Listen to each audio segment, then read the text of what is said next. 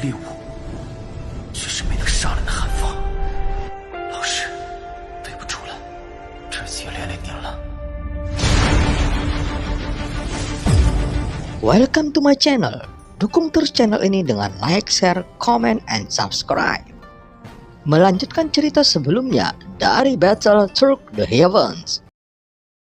Setetes darah dewa asli ini mungkin tidak memberikan banyak peningkatan pada avatar dewa asli, tetapi setetes darah dewa asli ini dapat menjelaskan keberadaan dewa asli di jurang kutub. Memegang setetes darah esensi dewa asli ini secara alami, Xiaoyan tidak akan membiarkan klon Yuanzhen mengambilnya. Dengan ditemukannya tetesan darah esensi dewa abadi ini, Xiaoyan memiliki kepercayaan diri untuk menjelajah lebih jauh lagi. Setelah Xiaoyan dengan hati-hati menyimpan darah dewa asli, dia memeriksa lagi cincin Raja Jiwa untuk melihat apakah ada petunjuk lain. Tetapi tampaknya selain setetes darah dewa asli ini, tidak ada objek yang berhubungan dengan dewa asli lagi. Tapi secara keseluruhan masih ada beberapa keuntungan. Karena Xiaoyan membunuh seorang Raja Jiwa, maka perjalanannya masuk lebih dalam ke jurang kutub tidak akan mulus. Ketika Raja Jiwa benar-benar dimusnahkan oleh Xiaoyan, ada banyak desisan di kabut tebal dan ekspresi masing-masing dari mereka berubah secara drastis. Harus diketahui bahwa di jurang kutub, kehidupan apapun mungkin lebih rendah hati daripada rumput liar. Tapi tak seorang pun yang berani melawan Raja Jiwa, apalagi membunuh Raja Jiwa dengan 100.000 jiwa. Salah satu penyebabnya adalah mereka tidak memiliki kekuatan untuk melawan pemakan jiwa, dan alasan lainnya ada Raja Jiwa yang lebih menakutkan di jurang kutub dibandingkan Raja Jiwa dengan 100.000 jiwa ini. Jika ingin bertahan hidup di jurang kutub, bukan hal yang bijak untuk melawan klan pemakan jiwa. Dan kebanyakan dari mereka memilih untuk menyerah kepada pemakan jiwa karena mereka tidak memiliki kekuatan untuk bersaing dengannya, dan hanya sedikit dari mereka yang mampu bersaing. Demi kelangsungan hidup mereka sendiri, mereka akan saling membunuh. Selama mereka menyumbangkan jiwa dewa petarung, maka mereka akan aman selama 100 tahun dari klan pemakan jiwa. Xiaoyan kembali ke punggung kelinci awan es. Pada saat ini, Wujan yang menderita serangan jiwa gelombang kedua masih belum terbangun, dan jiwanya menderita banyak trauma kali ini. Xiaoyan mengeluarkan beberapa pil untuk memperbaiki jiwa, tetapi karena peringkat pil itu tidak tinggi, efek perbaikannya tidak signifikan, dan Xiaoyan harus menggunakan kekuatan jiwa di wilayah kekuasaannya untuk menghangatkannya. Baru saat itulah Wujan perlahan membuka matanya. Matanya menunjukkan ekspresi kelelahan. Ketika dia bangun, Xiaoyan sedang duduk bersila dan kelinci awan es membawanya ke kedalaman jurang. Tidak ada tujuan pasti, tetapi setelah Xiaoyan membunuh Raja Jiwa, selama pemakan jiwa bersatu, mereka pasti akan merepotkannya.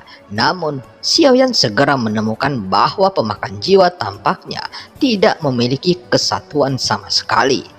Karena dia sudah menghabiskan beberapa waktu di jurang kutub, namun sepertinya tidak ada pemakan jiwa lain yang datang kepadanya, yang membuat Xiaoyan sangat kecewa. Jika ada Raja Jiwa lain, aku masih tidak percaya bahwa sosok kelima tidak akan muncul.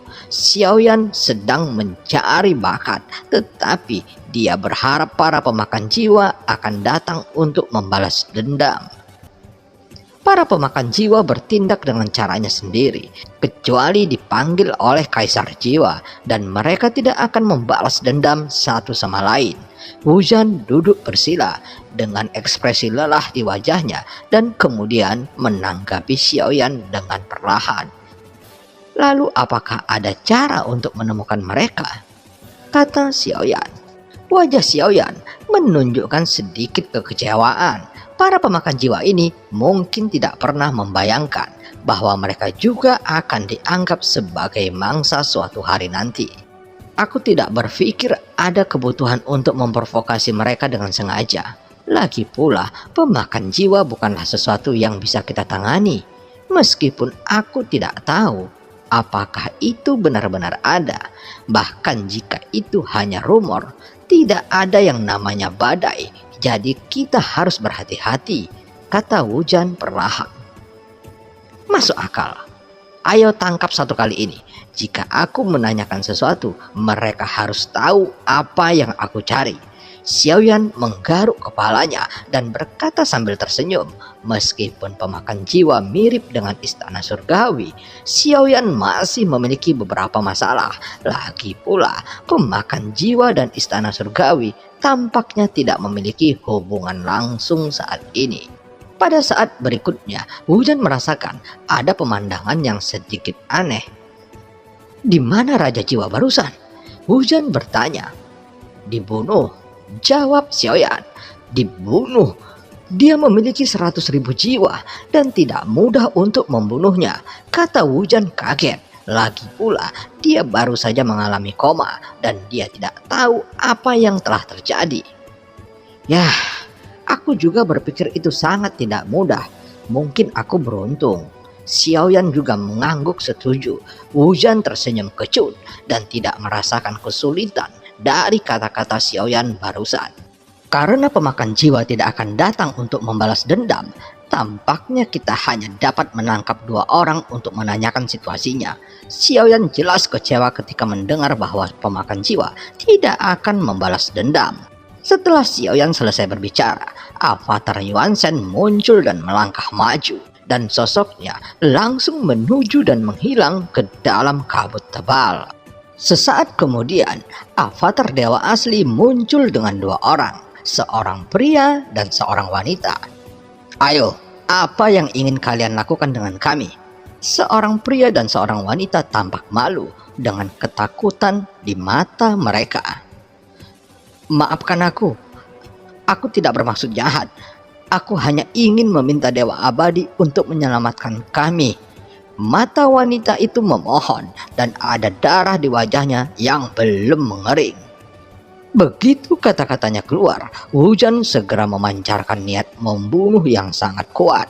Dia menatap mereka berdua dan keduanya yang merasakan niat membunuh Wu Jan segera gemetar dan tidak berani berbicara lagi.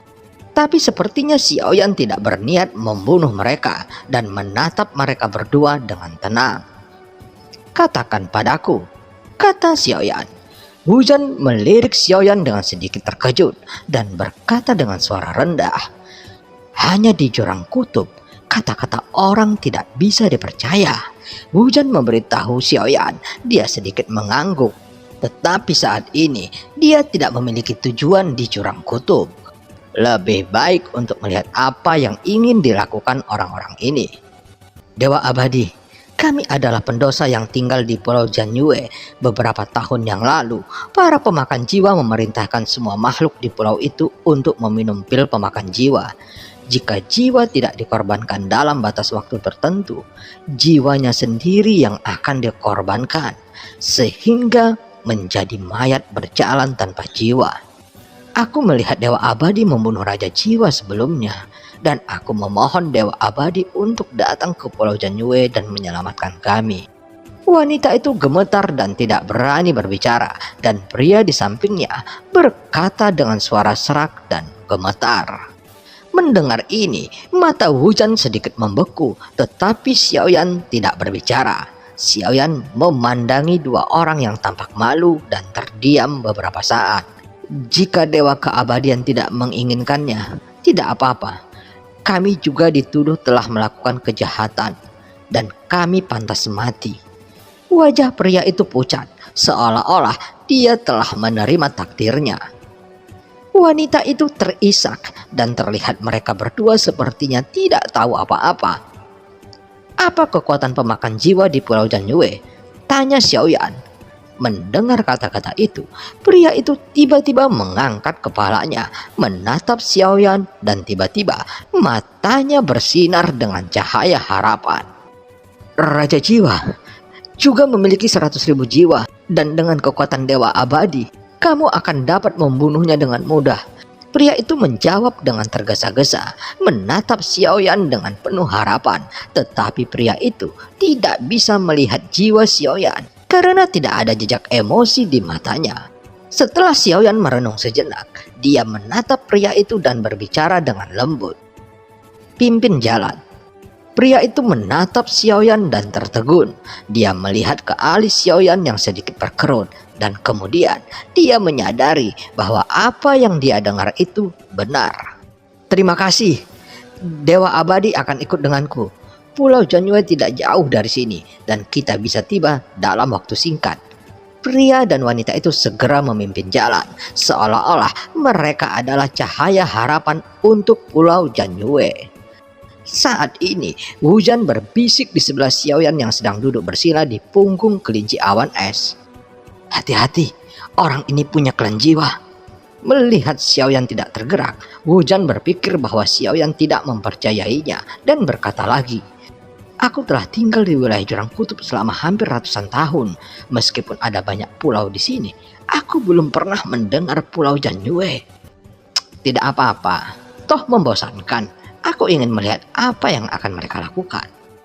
Untuk ketidaksetujuan Xiaoyan, Hujan hanya bisa tersenyum kecut. Xiaoyan tidak takut, jadi mengapa dia harus takut? Tapi Hujan masih memiliki beberapa kekhawatiran di hatinya. Di atas Raja Jiwa dengan 100.000 jiwa, ada Raja Jiwa dengan jutaan jiwa. Jika aku bertemu Raja Jiwa, dengan kekuatan jiwaku, aku tidak memiliki kesempatan untuk bertarung dengannya. Serangan jiwanya akan beberapa kali lebih kuat dari 100.000 Raja Jiwa. Orang-orang ini, mereka semua adalah budak dari klan pemakan jiwa. Mereka telah menjual jiwa mereka sejak lama. Dan apa yang mereka lakukan sekarang mungkin membawa kita ke klan pemakan jiwa tertentu. Hujan menganalisis dan Xiaoyan mengangkat alisnya setelah mendengar ini. Kedengarannya serius. Xiaoyan mengangguk meskipun nadanya sangat khawatir, tetapi ekspresi wajahnya mengkhianati suasana hatinya. Dapat dikatakan bahwa dia tersenyum sangat bahagia, seolah-olah dia sangat ingin bertemu dengan Kaisar Jiwa. Hujan sejenak kehilangan kata-kata. Dia berhenti berbicara dan memilih untuk tetap diam. Dia tidak tahu siapa Xiaoyan. Sepertinya semakin serius dia menjelaskan, semakin bersemangat Xiaoyan tentang hal itu. Hujan tidak mengerti apa yang dipikirkan Xiaoyan sama sekali. Dia juga tidak bisa memahami kekuatan Xiaoyan, meskipun dia mungkin tahu bahwa ada avatar dewa asli. Tidak bisakah kita sampai lebih cepat di sana? Xiaoyan bahkan membuat suara tidak sabar, bertanya pada dua orang di depannya. Pada saat ini, sosok pria dan wanita itu menoleh dan tersenyum kecut dan menjawab dengan hormat. Sudah ada di depan. Xiaoyan sedikit mengangguk, terlihat tidak sabar. Jika ada jutaan jiwa, aku masih tidak percaya bahwa sosok kelima belum muncul. Xiaoyan mengangkat alisnya. Xiaoyan secara alami harus memanfaatkan kesempatan ini. Meskipun dia tidak tahu apakah sosok di labu bermata 9 benar-benar mengandalkan jiwa. Tapi mereka hanya dapat diundang setelah mengisi kembali jiwa setiap saat. Jadi Xiaoyan berharap menggunakan ini untuk membuka lebih banyak totem. Ketika Xiaoyan berada di Xiaoyuzing, pendekar pedang gila itu sudah membuatnya terkesan. Ketika Xiaoyan berbalik dan memikirkannya, dia merasa ada yang aneh.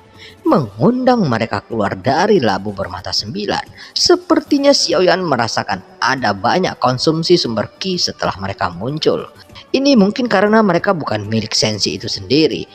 Mereka muncul di Sensi, melawan kehendak Sensi dan berjuang untuk Xiaoyan. Jadi jiwa adalah apa yang perlu mereka konsumsi. Tentu saja ini hanya tebakan Xiaoyan. Apakah itu benar atau tidak? Dia masih harus bertanya kepada orang-orang kuat di dalam labu bermata 9.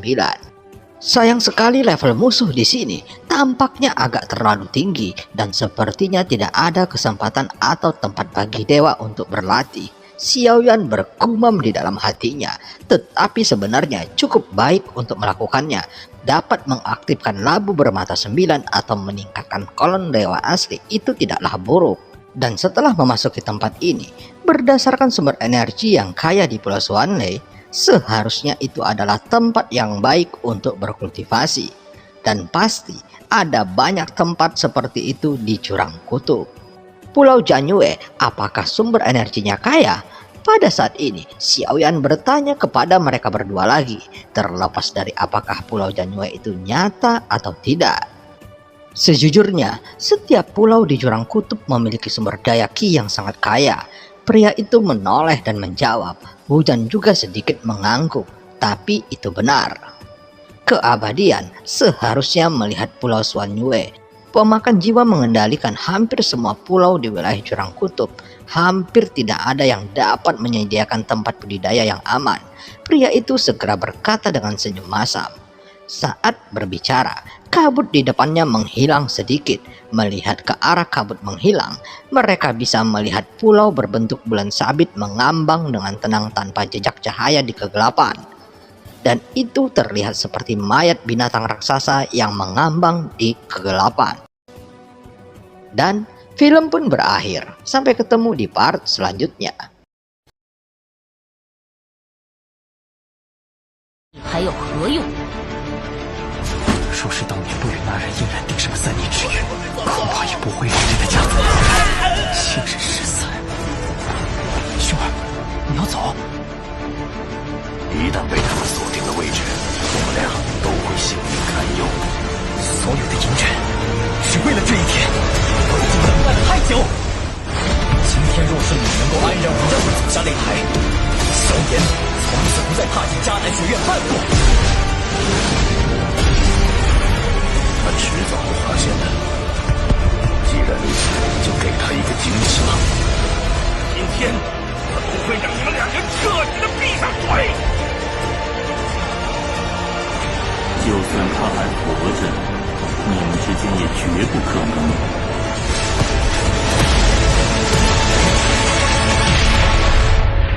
加玛帝国云岚宗，萧炎回来了。